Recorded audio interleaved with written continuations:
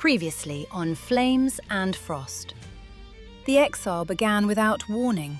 Across the realm, fire and ice dragons found themselves hunted, not by enemies, but by their own kind. Patrols formed a skynet, herding families toward the boundary with coordinated calls and relentless pressure. Among the hunted, Asha, a fire dragon, Frost, an ice dragon, and their son Cinder, a hybrid whose very existence was proof of the crime the Council feared most. Cinder carried a gift no dragon had seen before, the ability to sense heat signatures through stone and air. But he also carried a curse. When fear took hold, his breath betrayed him, releasing a shimmer of steam that marked him as something forbidden. Driven into a cave by tightening patrols, the family found themselves trapped. The net was closing. And as the confirm call echoed through the darkness, one truth became clear. The cave was no longer shelter. It was a pressure chamber. Episode 2. The Stream. Minutes felt like hours. Every sound mattered. Every pause felt like a mistake.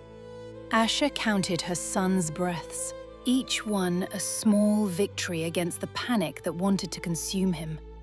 Cinder pressed against her side, his eyes squeezed shut, his claws digging into the mineral-slick floor. She could feel his heartbeat through her scales, too fast, too loud, a drum that seemed to echo off every wall. Match me. In, hold, out. Frost crouched near the cave's narrowest passage, his head tilted, listening. Not to the obvious sounds, the distant wingbeats, the patrol calls, but to the subtle ones. The way air moved through cracks in the stone, the faint vibration of claws landing on rock somewhere above them. 2 on the ridge, 1 circling the eastern approach. They're not moving. How long? As long as it takes. They know we're in here. They're just waiting. Outside, the scent lines thickened. Asha could smell them even from deep in the cave, that sharp mineral ozone tang that marked boundaries. The patrols were writing their presence into the very air. A low, sustained note rolled across the ridges. The silence call. It meant no chase, just containment. Cinder's breath hitched. A tiny shimmer of steam rose from his nostrils. Asha's wing pressed down gently but firmly, covering his snout. I know it's hard, but you're doing so well. Just a little longer. The shimmer faded. Cinder's claws relaxed, just slightly, and in the darkness, they waited. The exile had begun 12 hours earlier, but the machinery that made it possible had been building for days. Across the realm, patrol flight lines established corridors, banking arcs that created invisible walls in the sky. Fire and ice dragons found their usual routes suddenly watched, their hunting grounds suddenly crowded with unfamiliar wings. No one attacked. No one needed to.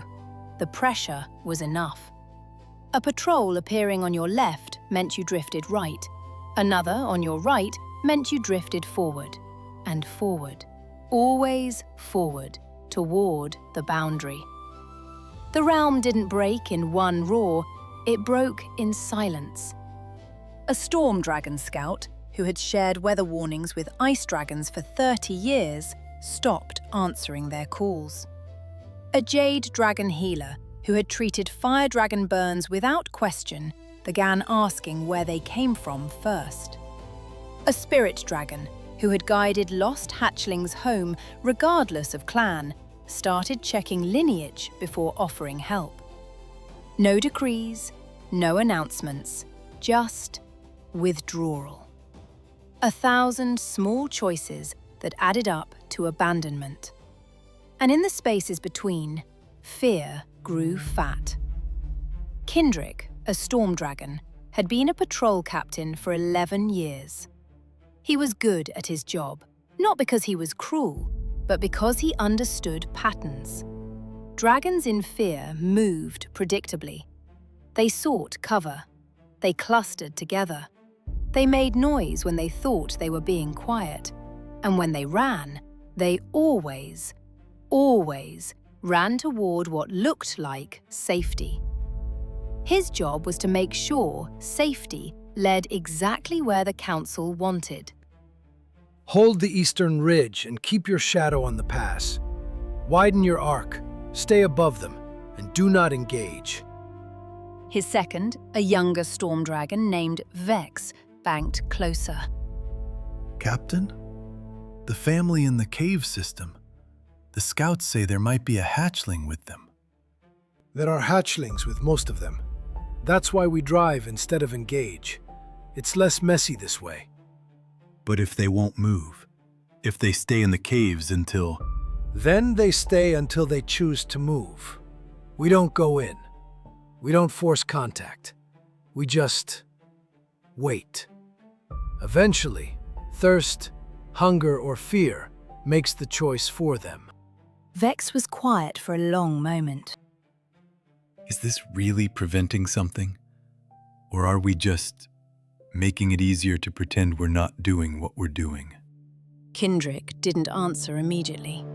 When he did, his voice was tired. I don't know anymore. I just know that if the prophecy is real, if a hybrid could really end everything, then this is mercy. Compared to what could happen, I can't shake this wrong feeling. You call it mercy, but it just feels like cruelty. maybe. But I can live with the cruelty. The alternative. He trailed off.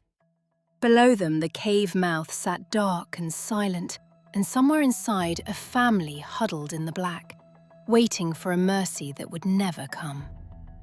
They had moved deeper through the night, Cinder leading them through passages he couldn't see, but could feel, his thermal sense mapping the warmth of distant exits against the cold, dead ends. Now, near the cave's far side, Frost's head lifted. The wind shifting, northwest, strong enough to cover sound for maybe 30 seconds. That's not much. It's enough to reach the secondary passage. There's a crack in the eastern wall, too narrow for them to follow, but we can squeeze through. Asha looked at Cinder. His eyes were open now, watching them both with an intensity that seemed too old for his young face. I can feel the wind coming. It's cold. Empty. No heat signatures in that direction for at least 100 lengths. Frost stared at his son. That gift again. The thermal sensing that shouldn't exist, born from the impossible combination of fire and ice. You're sure? I'm sure. But there's something else. The patrol on the ridge, his heat signature keeps flickering, like he's uncertain, shifting weight, looking away. Asha and Frost exchanged a glance. A patrol who was uncertain. A patrol who might look away at the right moment. Then we move when the wind hits. Frost, you go first. Lay rhyme on anything that might make too much noise. Cinder, stay between us. And whatever happens... Keep breathing. I know.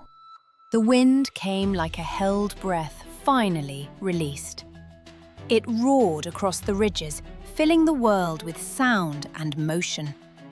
They moved. Frost went first, his claws finding purchase on stone that should have been too slick to climb. Behind him, a thin trail of powder-soft rime appeared on every surface that might betray them.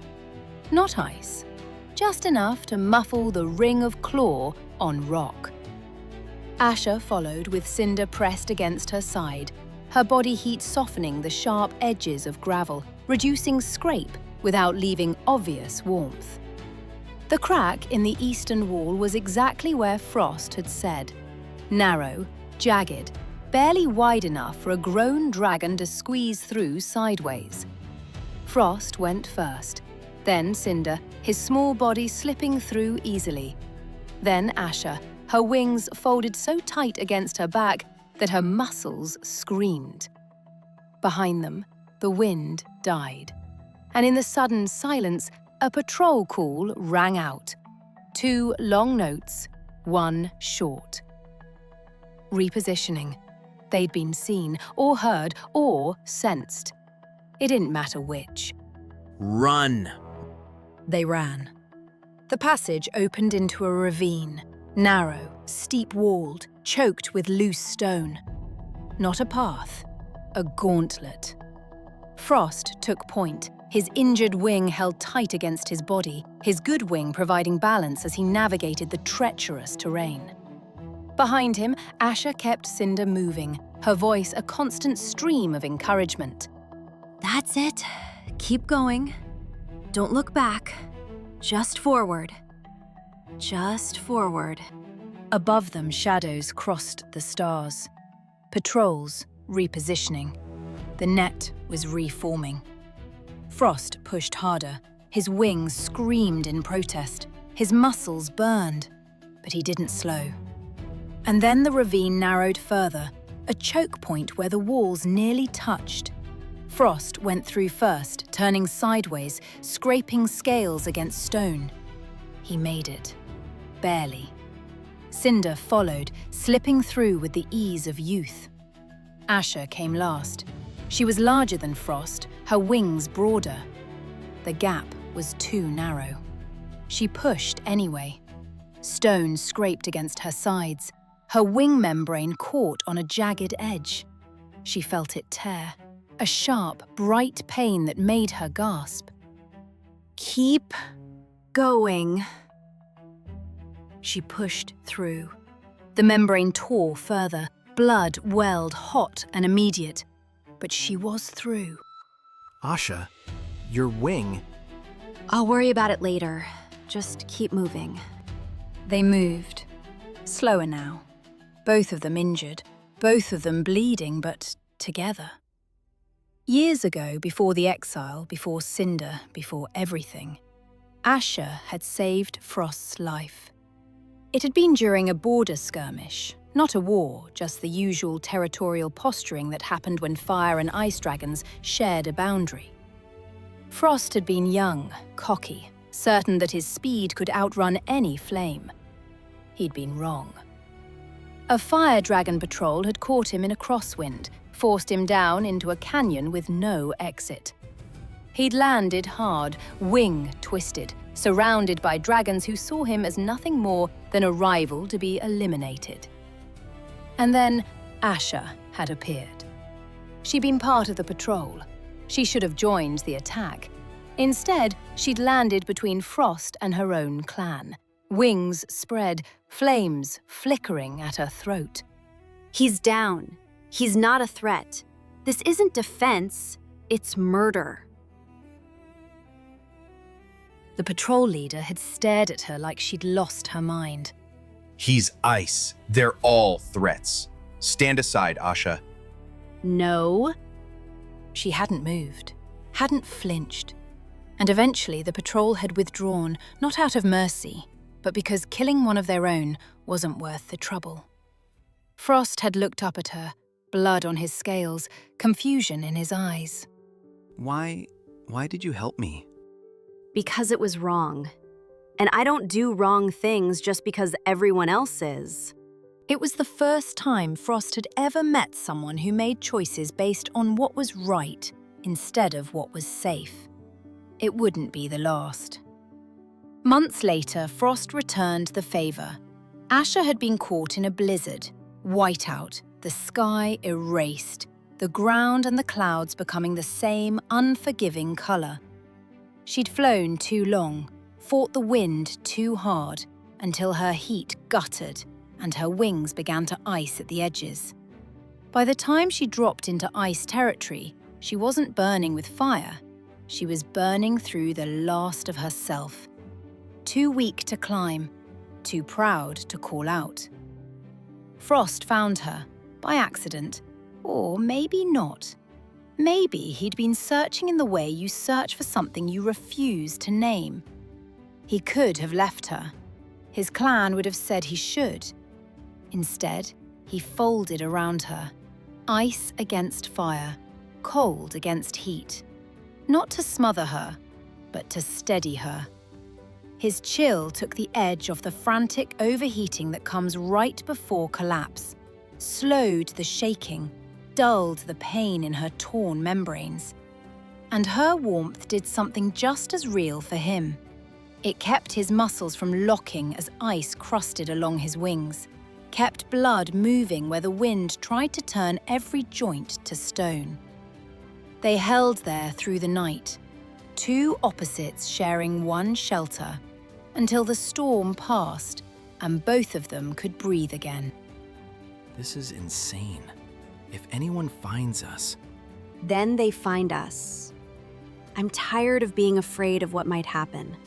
I'd rather be warm and doomed than cold and safe. Frost had laughed, a sound that surprised them both.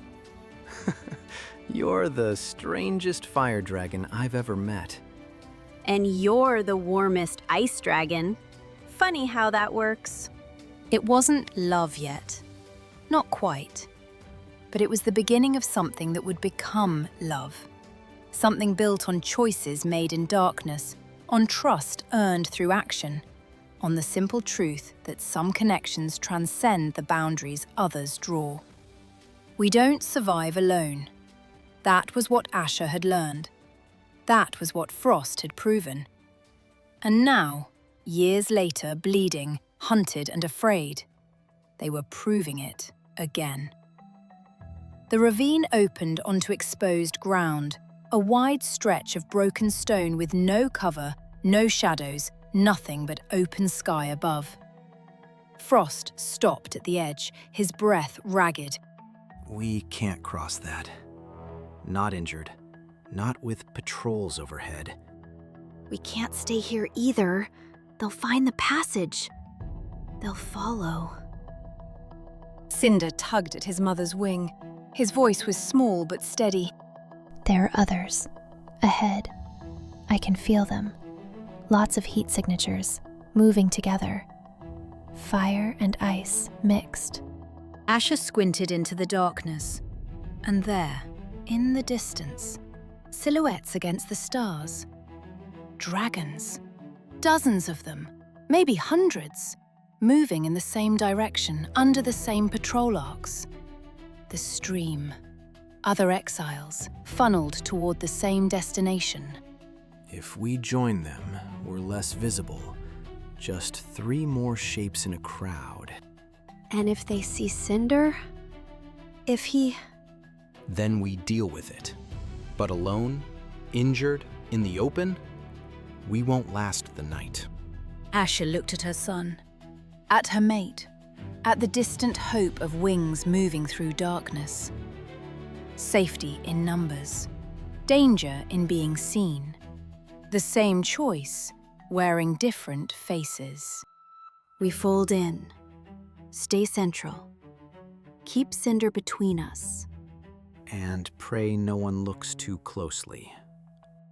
They moved across the open ground, exposed, vulnerable, every instinct screaming at them to find cover. But there was no cover, only forward. Above them, patrol calls echoed. The shift call, 2 long notes, 1 short. The corridor was being pushed north, toward the boundary, toward exile, toward whatever waited beyond. The stream swallowed them like a hope accepts a tributary. One moment they were alone, the next they were surrounded by bodies. Fire dragons and ice dragons moving together, their ancient enmity forgotten in the face of shared catastrophe. No one spoke. No one needed to. The patrol calls said everything. Keep moving. Don't stop. Don't look back. Asha kept Cinder pressed against her injured side, using her body to shield him from curious eyes. Frost flanked them, his presence a wall of cold that discouraged approach. Around them, the stream flowed on. Families, elders, hatchlings barely old enough to fly, all of them driven by the same invisible force, the net that herded without touching, that killed without striking. A young fire dragon stumbled nearby, exhaustion making her clumsy. An ice dragon caught her without thinking, steadied her, then pulled away as if burned by his own kindness. Old habits, old fears. Even now, even here, they lingered. But they were fading, slowly, painfully. The stream was teaching them something the realm had forgotten, that survival didn't care about bloodlines. Cinder's voice was barely a whisper. There are so many. I didn't know there were so many. Neither did I, little one. Neither did I. Above them, the patrol calls continued their patient rhythm.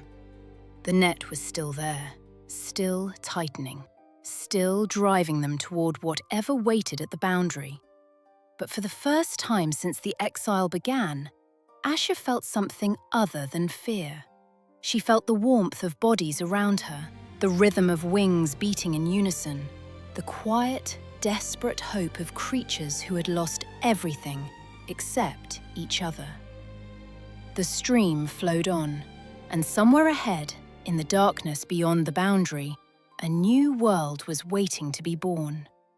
Or a new grave was waiting to be filled. Only time would tell which. How will Asha, Frost, and Cinder survive within the stream? Will Cinder's secret remain hidden among so many watchful eyes? And what awaits them at the boundary? Find out in the next episode of Flames and Frost.